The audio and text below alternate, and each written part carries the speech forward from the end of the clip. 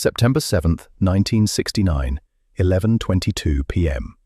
The alley behind the Fortune Garden restaurant on Grant Avenue ran approximately 60 feet from the street to a concrete wall, and it smelled of fish sauce and rain and the particular sharpness of wet pavement that San Francisco's Chinatown produces after a September storm has moved through and left everything glistening and cold. A single overhead bulb burned above the restaurant's rear door, yellowish, buzzing faintly, throwing a circle of light that reached about 12 feet before giving up entirely, defeated by the weight of the surrounding dark. Beyond that circle, the alley fell into the genuine darkness that exists in city alleys everywhere, layered, indifferent, full of the sounds of distant traffic and much closer silence. The fog was coming in from the bay, and the streetlights on Grant Avenue were already haloed with it.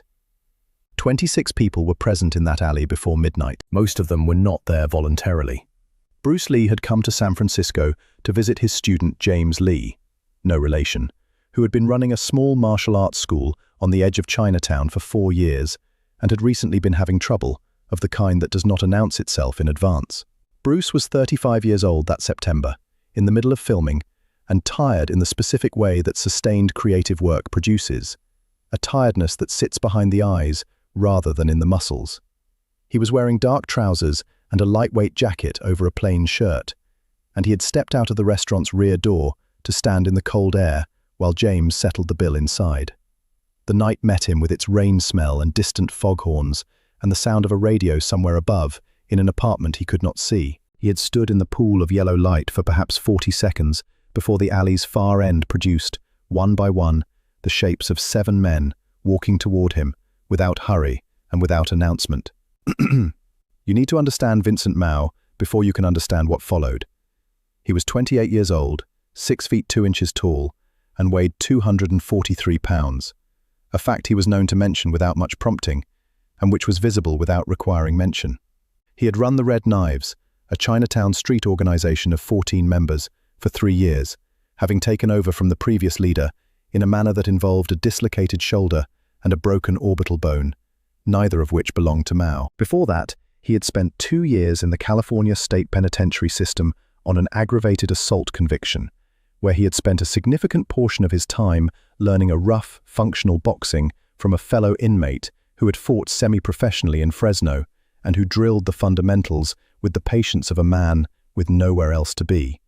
Mao was not untrained. This is important. He was not a man who relied purely on size and aggression, though he possessed both in considerable quantities.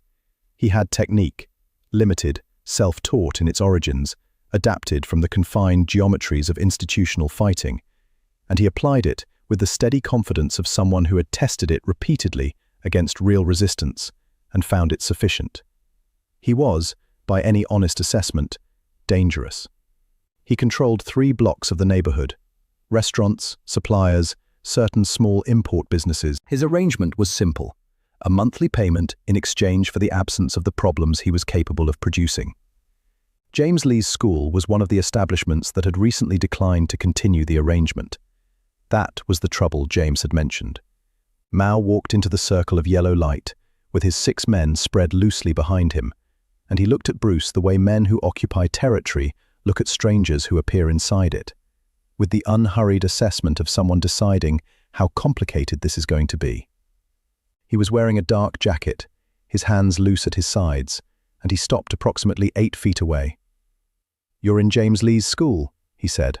Not a question. Bruce looked at him with the specific quality of attention that those who trained with him described as absolute. Not aggressive, not placating, simply complete. "I know the man," Bruce said.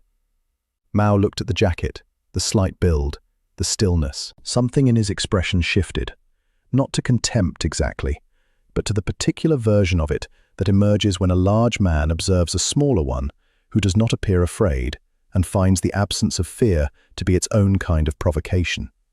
"Kung Fu men," Mao said, loud enough for his 6 men to hear clearly, the performance in his voice deliberate and practiced. "You know what I've noticed about Kung Fu men? They run from real fighters. All those years of training, all those ceremonies, all that philosophy, and the first time something real comes at them, they run. because there's a difference between practice and reality, and kung fu men don't live in reality. He let the words settle. Behind him, someone laughed, a short, confirming sound. James sends you out here. That tells me everything about James. Mao's student, Tommy Chen, 19 years old, was standing fourth in the line behind his leader, and he would later tell a journalist that in the silence after Mao finished speaking, he watched Bruce Lee's face for a reaction and found nothing that he expected to find. No anger, no fear, no effort to negotiate.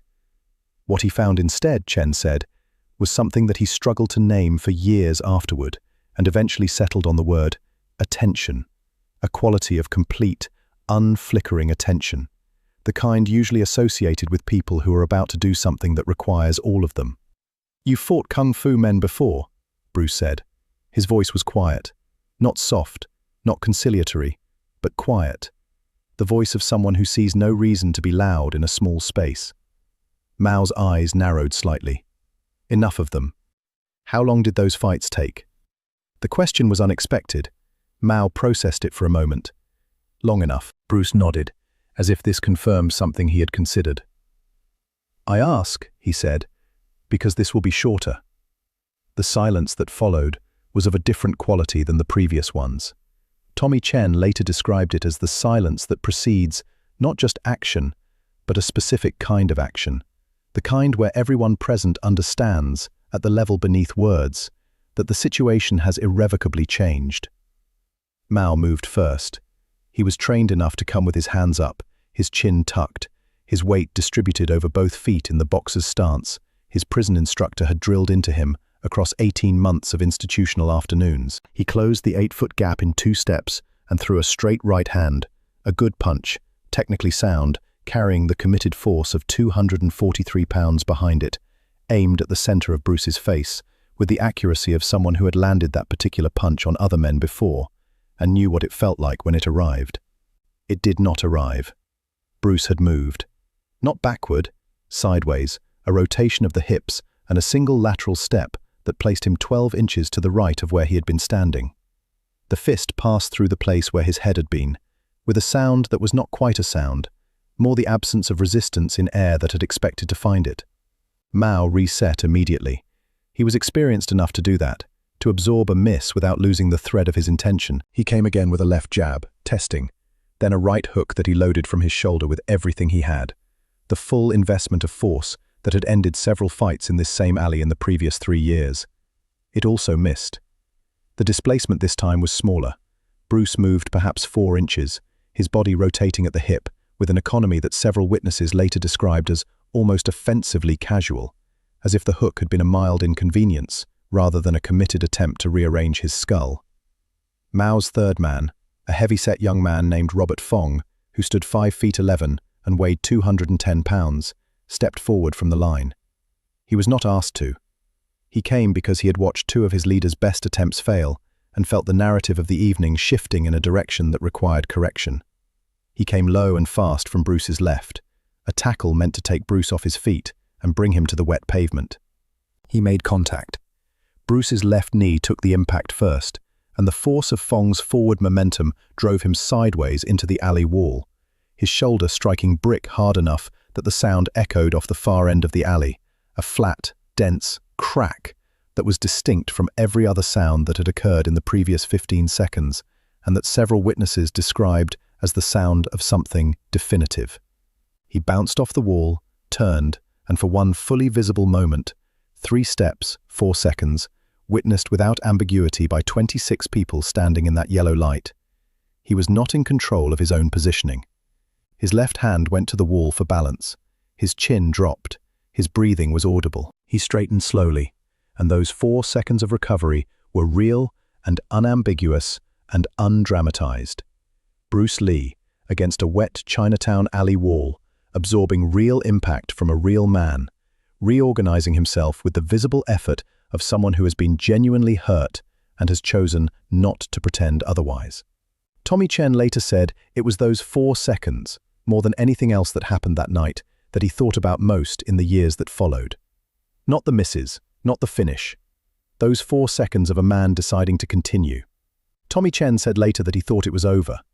that Mao would rush in, that the other men would follow, that what had been a surprisingly interesting contest would resolve the way such contests always resolved when they occurred on Mao's ground, with Mao's people, and against a single man. Mao did rush in. He came hard and fast, the experienced fighter's instinct recognizing a moment of vulnerability and committing to it fully, his right hand already loaded, his body mass moving forward at speed. And then Bruce was no longer against the wall. The movement lasted less than a second and covered perhaps 2 feet of lateral ground, and in the course of that movement, several things occurred in a sequence that witnesses struggled to reconstruct with confidence, because the human eye, operating in poor light with adrenaline elevating everything, does not record detail cleanly at that speed. What the witnesses agreed on: Mao's forward momentum, which had been an asset 3 seconds earlier, became the primary problem. A body moving at speed in a committed direction requires significant force to redirect, and Bruce did not try to redirect it. He used it. A forearm strike caught Mao across the upper chest at the precise moment of forward commitment, the impact surface no larger than a 4-inch section of bone, but timed so that Mao's own mass was moving into it, rather than away. The sound was a compressed thud, dense, deep, different from the wall crack of 30 seconds earlier. Mao's feet continued forward, while his upper body decelerated, and the brief mechanical disagreement between those two facts produced an inelegant and total loss of balance. He went down onto the wet pavement on his side, skidding 3 inches on the slick stone before stopping. He was not unconscious. He was not badly injured.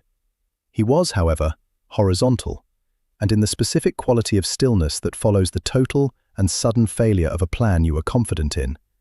And he looked up from the pavement at Bruce Lee, standing above him in the yellow light, and said nothing at all for what Tommy Chen later estimated was 6 full seconds. Bruce crouched down, not standing over him, beside him, at eye level, the crouch of a man who has decided that the geometry of the moment matters. His left shoulder was still carrying the wall impact, and he moved it carefully, testing the range. But he crouched and looked at Mao with the same quality of undivided attention he had given every second of the preceding exchange. "Your right shoulder drops before your right hand moves," he said quietly. "Every time. I saw it once and suspected it. I saw it twice and confirmed it. The third time I moved into the punch instead of away from it, because I knew where the punch was going before you threw it." He paused and let that settle. "The tackle I didn't see. That was well done. I should have accounted for your men." Mao stared at him. "You're giving me notes." "I'm telling you what happened." The 6 men behind them had not moved. Tommy Chen would later say that the specific quality of those seconds, the crouching, the eye level, the quiet voice that contained no performance of victory, produced a confusion of response in him that he could not entirely explain. There was nothing in it to answer with aggression. It did not look like winning. It did not feel like humiliation. It felt, he said after considerable reflection, like the moment a teacher begins a lesson you did not know you were enrolled in. Mao sat up slowly. His jacket was wet from the pavement, and he looked at it for a moment, as if registering the wetness for the first time. Then he looked at his hands, then at Bruce. "How long have you been doing this?" "Training? Since I was 13. "And the shoulder? You actually see that in real time, under pressure?" "The shoulder I see before the pressure arrives," Bruce said. "The punch takes a fraction of a second. The decision to throw takes longer. The body commits before the conscious mind does, and the commitment appears in the muscles first. Shoulder, hip, weight shift. If you know what sequence to read, you have time. Not much time, but enough." Mao considered this. His breathing had normalized.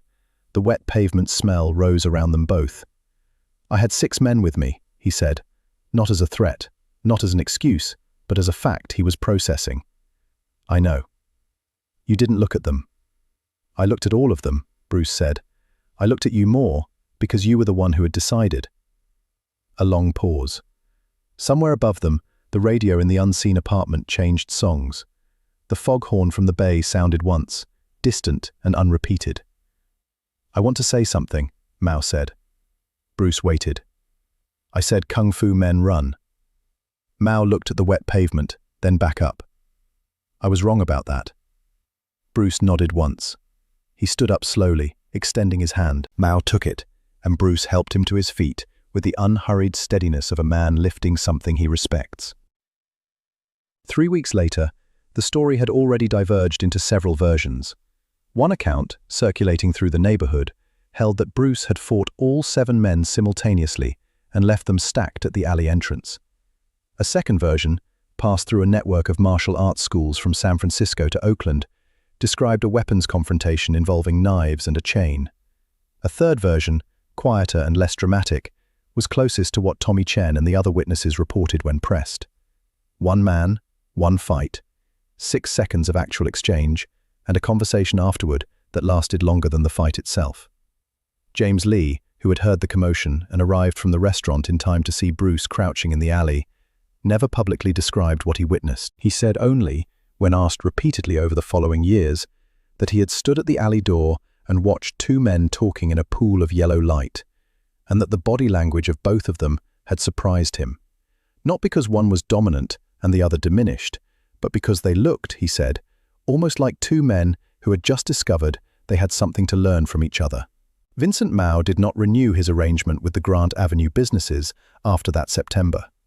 He transitioned, over the following 2 years, away from the organizational work that had occupied his 20s, a shift that those who knew him attributed to various factors, and that Mao himself declined to explain in any detail to anyone who asked.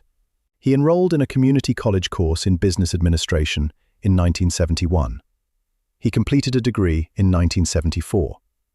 In a brief conversation with a neighborhood journalist in 1978, he said only, "I met someone who didn't need to prove anything. That's a rare thing.